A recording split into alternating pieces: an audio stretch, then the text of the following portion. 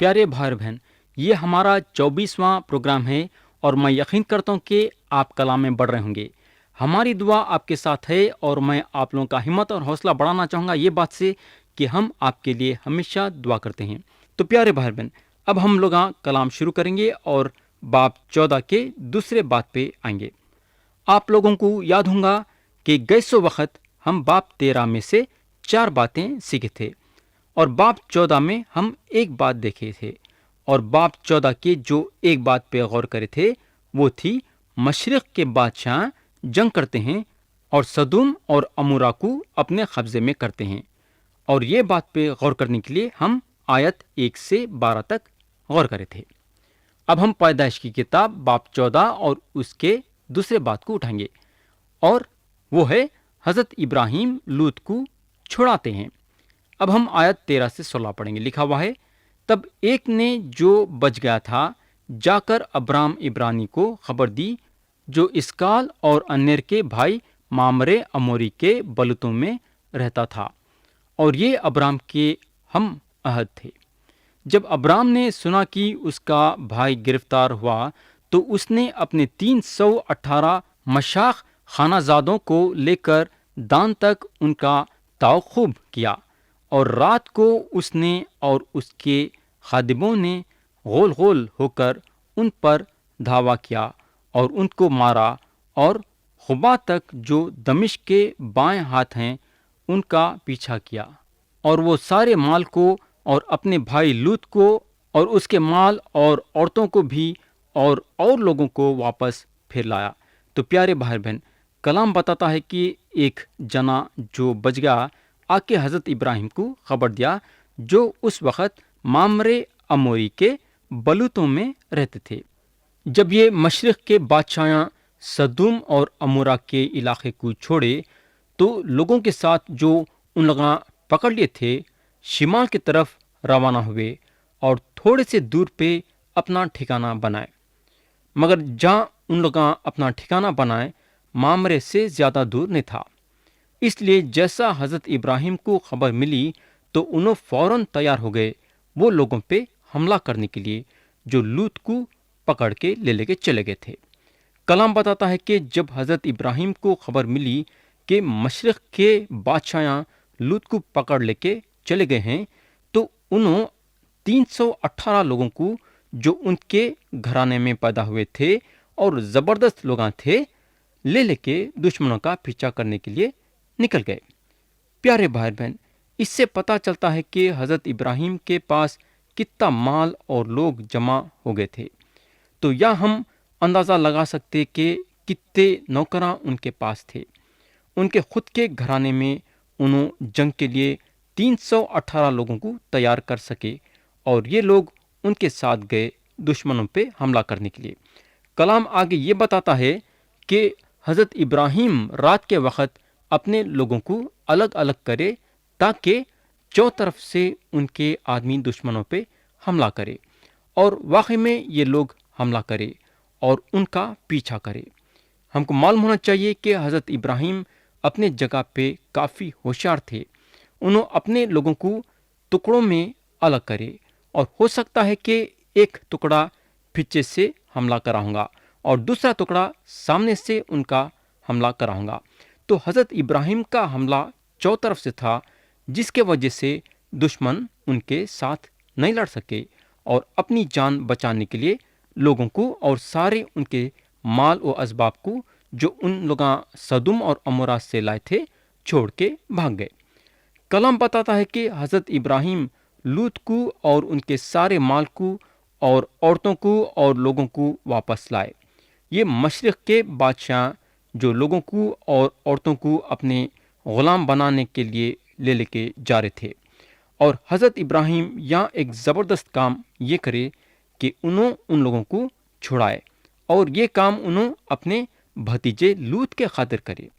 پیارے بھائی بہن، یہ واقعے میں غور کریں گے تو ہم کو حضرت ابراہیم کے زندگی میں 2 خاص باتیں دکھیں گے۔ پہلی بات یہ ہے کہ یہ کام کرنے کے لیے ان کو ہمت اور حوصلہ خدا کے پاس سے آیا۔ انہوں ایک ایسے لوگوں کے ساتھ لڑنے جا رہے تھے جو ان سے بہت زیادہ تھے، تعداد میں۔ حضرت ابراہیم کے پاس صرف 318 لوگ تھے، مگر ان کے پاس ان سے کئی گن زیادہ۔ مگر حضرت ابراہیم کے مزاج میں ہمت تھی، اور انہوں ہمت اور حوصلے کے ساتھ لوط کے دشمنوں کا مقابلہ کرنے کے لیے نکل گئے۔ حضرت ابراہیم جانتے تھے کہ ان کے ساتھ خدا ہے اور ان کا ہمت اور حوصلہ بڑھائے گا۔ تو یہ پہلی خاص بات ابراہیم کے مزاج میں تھی کہ ان کا ہمت اور حوصلہ خدا کے پاس سے آیا۔ دوسری خاص بات ان کی زندگی میں یہ تھی کہ انہوں لڑائی کرنے کے لیے تیار تھے۔ صرف انہوں تیار نہیں تھے، بلکہ انہوں تیار رہنے کے ساتھ ساتھ اپنے گھرانے کے 318 لوگوں کو بھی ایسے موقع کا سامنا کرنے کے لیے تیار کرے۔ دوست، ہم کو یہ نہیں معلوم ہے کہ ہمارے زندگی میں ایسے موقع کب آ سکتے ہیں کہ ہم کو بھی سخت سے سخت باتوں کا سامنا کرنا پڑے گا۔ ہم کو تلوار لے کے لڑنے کا نہیں ہے، بلکہ جب شیطانی طاقتیں ہمارے زندگی میں کام کریں گی تو ہم بھی شیطانی طاقتوں کا سامنا کرنے کے لیے تیار ہو جانا چاہیے۔ یہ ہوگا۔ ایک چیز یہاں یہ غور کرنے کی ہے کہ جب حضرت ابراہیم کو یہ بات کا پتہ چلا کہ لوط قیدی بنائے گئے ہیں تو انہوں فوراً سے اپنے بھتیجے کی مدد کرنا چاہتے تھے۔ میرے دوست، یہ ہمارے لیے آسان بات ہے کہ کسی کے معاملے میں شامل نہیں ہونا۔ یہ آسان بات ہے۔ لوگ یہ سوچتے کہ ہم کئی کو خواہ کے کسی کے معاملے میں شامل ہو کے پریشانی میں آنا، اپنی جگہ پہ بیٹھنا ہمارے لیے لاکھ درجے بہتر ہے۔ مگر یہاں اگر ہم دیکھیں گے تو ہم کو معلوم ہوگا کہ جب حضرت ابراہیم کو یہ پتہ چلا کہ ان کے بھتیجے لوط مصیبت میں آ گئے ہیں تو انہوں فوراً سے اپنا قدم اٹھائے ان کو بچا کے لانے کے لیے۔ حضرت ابراہیم بھی یہ بات سوچ سکتے تھے کہ میں کئی کو لوط کے معاملے میں پھنسنا، مگر انہوں ایسا نہیں سوچے۔ تو ہمارے زندگی میں بھی یہ ضروری ہے کہ کسی کے مصیبت میں ہم اس کو بچانے کے لیے اپنے آپ کو اس کے ساتھ شامل کرنا چاہیے۔ یعنی کہ اگر کسی کو ہمارے مدد کی ضرورت ہے تو ہم اس کی مدد کرنے کے لیے فوراً تیار ہو جانا چاہیے۔ تو یہاں ختم ہوئی دوسری بات کہ حضرت ابراہیم لوط کو چھڑاتے ہیں۔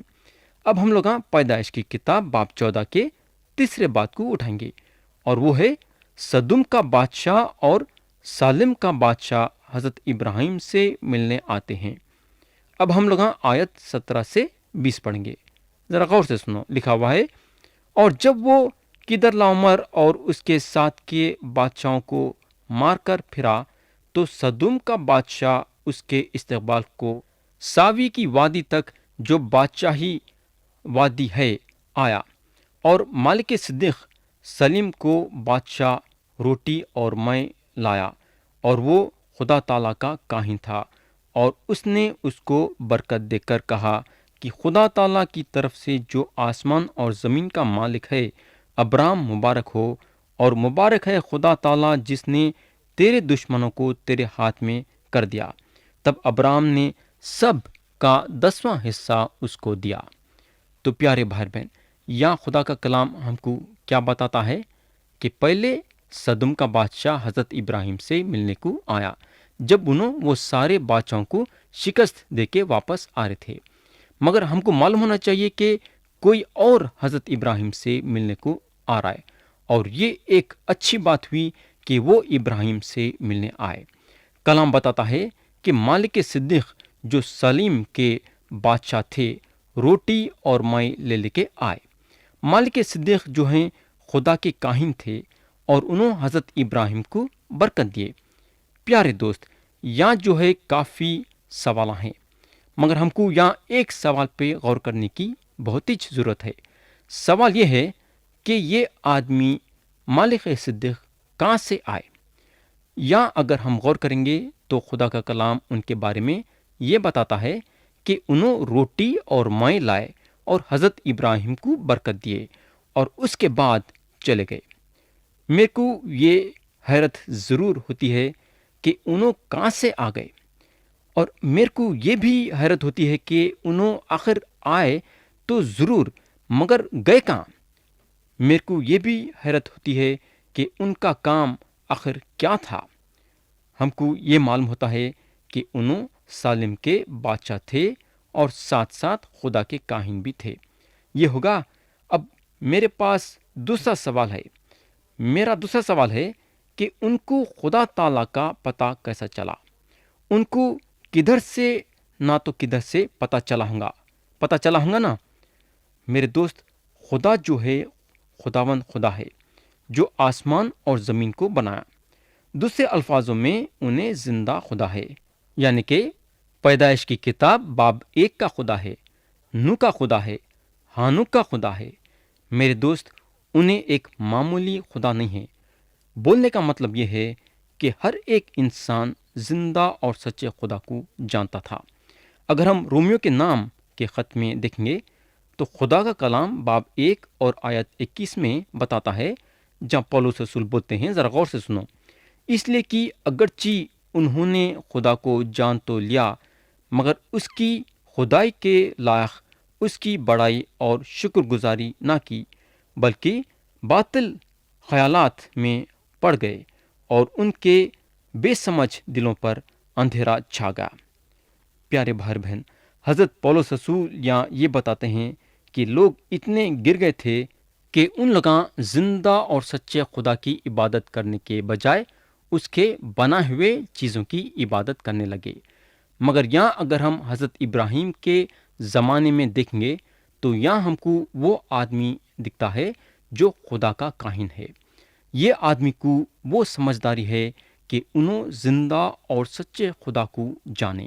یہ آدمی باہر آتے ہیں اور اپنے ساتھ روٹی اور مے لاتے ہیں، اور میرے دوست یہ وہ چیزاں ہیں جس کو عشائے ربانی بولتے ہیں۔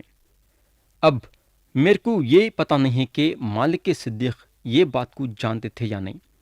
ہم کو معلوم ہونا چاہیے کہ مالک صدیق کا ذکر بائبل شریف میں 3 وقت کیا گیا ہے۔ پیدائش کی کتاب میں ان کا ذکر ہونے کے ساتھ ساتھ ان کا ذکر زبور کی کتاب باب 110 اور آیت 4 میں ہے، جہاں لکھا ہوا ہے، جہاں حضرت داؤد بولتے ہیں، خداوند نے قسم کھائی ہے اور پھرے گا نہیں کہ تو مالک صدیق کے طور پر ابد تک کاہن ہے۔ پیارے بھائی بہن، اس کے علاوہ ان کا ذکر عبرانیوں کے خط میں کئی مرتبہ ہوا ہے۔ عبرانیوں کے خط کو پڑھنے کے بعد ہم کو یہ معلوم ہوتا ہے کہ مالک صدیق کے نسل کے بارے میں پیدائش کی کتاب میں کئی کو نہیں دیا گیا ہے۔ اگر ہم پیدائش کی کتاب دیکھیں گے تو ہم کو معلوم ہوگا کہ ان کے باوا یا اماں کے بارے میں نہیں بتایا گیا ہے۔ اور یہ حیرت کی بات ہے، کئی کو بولے تو پیدائش کی کتاب نسل با نسل بتانے والی کتاب ہے، کون کس کا باپ ہے اور کون کس کا بیٹا ہے۔ یعنی کہ پیدائش کی کتاب خاندان با خاندان کے بارے میں بات کرتی ہے، اور پیدائش کی کتاب ہر گھرانے کے پیدائش کے بارے میں بتاتی ہے۔ مگر ہم کو معلوم ہونا چاہیے کہ مالک صدیق کا پیدائش کے کتاب میں یہ نہیں بتایا گیا ہے کہ انہوں یہ نسل سے ہے یا وہ نسل سے ہیں وغیرہ وغیرہ۔ عبرانیوں کو خط لکھنے والے صاف صاف بتاتے ہیں کہ مالک صدیق کے نسل کا ذکر نہیں رہنے کی وجہ یہ ہے کہ مسیح کی کہانت مالک صدیق کے طریقے کا ابد تک کاہن ہے۔ اگر ہم مسیح کے خدمت گزاری کے بارے میں دیکھیں گے تو ان کی خدمت گزاری حضرت ہارون کے طریقے کی ہے، یعنی کہ انہوں صلیبی موت کے ذریعے سے خون بہانا اور سب سے پاک جگہ پہنچنا جو کہ آج جنت ہے۔ مگر مسیح کے ایک شخص ہونے کے حیثیت سے ہمارے خداوند کا نہ تو کوئی شروعات ہے نہ آخرت ہے، اور ان کی کہانت مالک صدیق کے طریقے کی ہے۔ ایک بادشاہ کے حیثیت سے مسیح حضرت ابراہیم کے بیٹے ہیں، انہوں داؤد کے بیٹے ہیں، اور یہ سارے باتیں متی کی انجیل ہم کو بتاتی ہے۔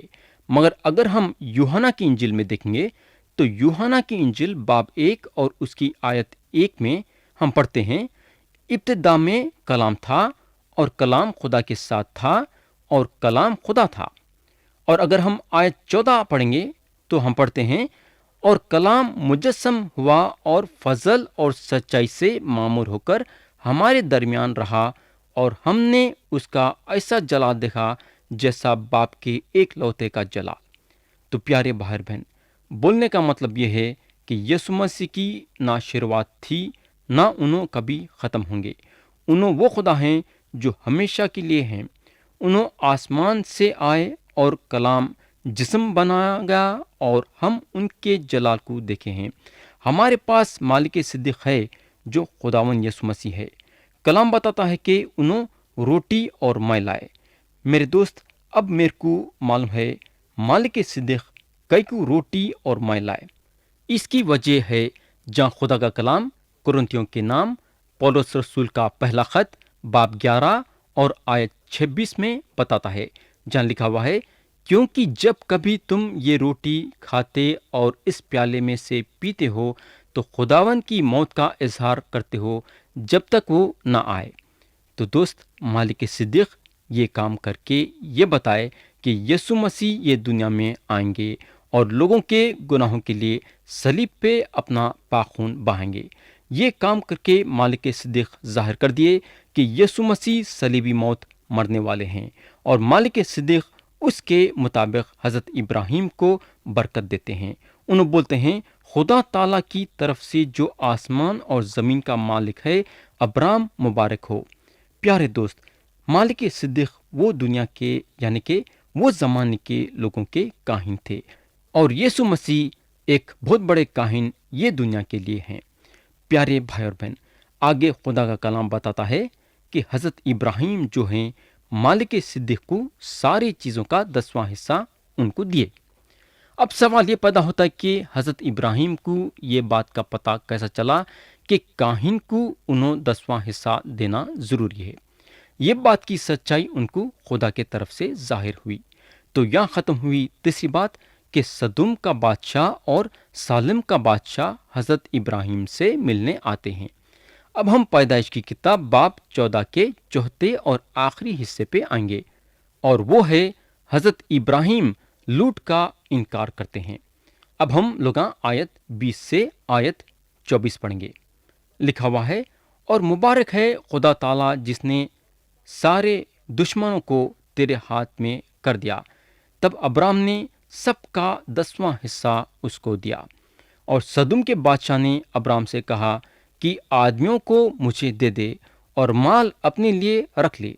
پر ابرام نے سدوم کے بادشاہ سے کہا کہ میں نے خداوند خدا تعالیٰ آسمان اور زمین کے مالک کی قسم کھائی ہے کہ میں نہ تو کوئی دھاگا، نہ جوتی کا تسمہ، نہ تیری اور کوئی چیز لوں، تاکہ تو یہ نہ کہہ سکے کہ میں نے ابرام کو دولت مند بنا دیا، سوا اس کے جو جانوروں نے کھا لیا اور ان آدمیوں کے حصے کے جو میرے ساتھ گئے، سو انیر اور اسکال اور مامرے اپنا اپنا حصہ لے لیں۔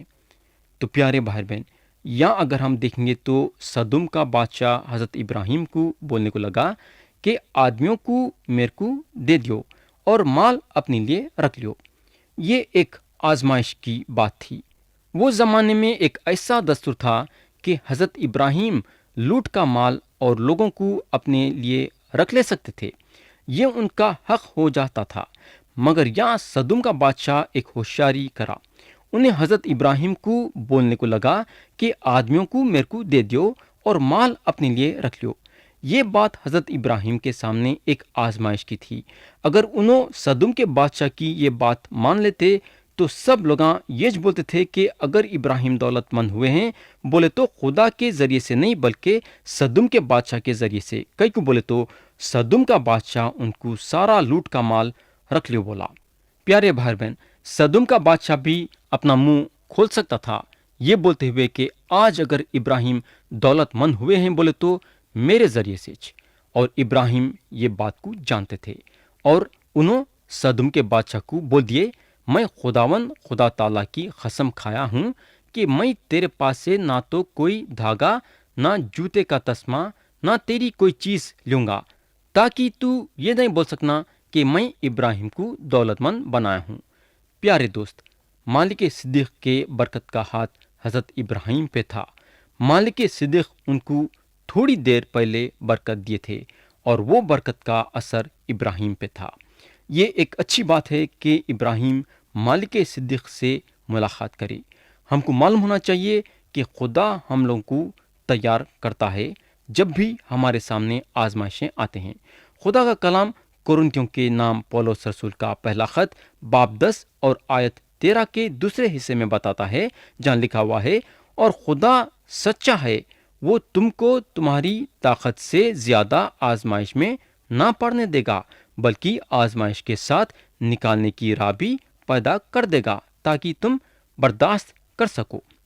پیارے بھائی بہن، یہاں اگر ہم غور کریں گے تو حضرت ابراہیم کے سامنے آزمائش تو ضرور آئی، مگر انہوں یہ آزمائش میں نہیں گرے، اور اس کی وجہ یہ ہے کہ انہوں خدا سے قسم کھائے تھے کہ جب انہوں جنگ کو جائیں گے اور جو مال ان کے ہاتھ کو لگیں گا وہ سارا کا سارا مال سدوم کے بادشاہ کو دے دیں گے۔ جب سدوم کا بادشاہ ان کے سامنے لوٹ کے مال کو لے لینے کی بات کرا تو حضرت ابراہیم فوراً سے اپنے قسم کو یاد کرے کہ انہوں خدا سے کیا قسم کھائے ہیں۔ خدا حضرت ابراہیم کی مدد کرا وہ قسم کو رکھنے کے لیے۔ حضرت ابراہیم جانتے تھے کہ اگر انہوں اپنے قسم کو توڑیں گے تو خدا کے نظروں میں گناہ کریں گے، اور حضرت ابراہیم خدا کے سامنے گناہ کرنا نہیں چاہتے تھے۔ یہ کام کرنے سے ابراہیم کی عزت ہوئی، اور سب سے بڑی چیز یہ ہوئی کہ سارے لوگوں کے سامنے جو وہاں کھڑے تھے خدا کا نام روشن ہوا۔ پیارے بھائی بہن، کیا آپ اپنی زندگی میں خدا کے سامنے کسی چیز کے بارے میں قسم کھائے ہیں کیا؟ اگر کھائے ہیں تو وہ قسم کو رکھو بھی۔ خدا آج کے باتوں کے ذریعے سے ہم سب کو برکت دے، یسوع مسیح کے نام سے آمین۔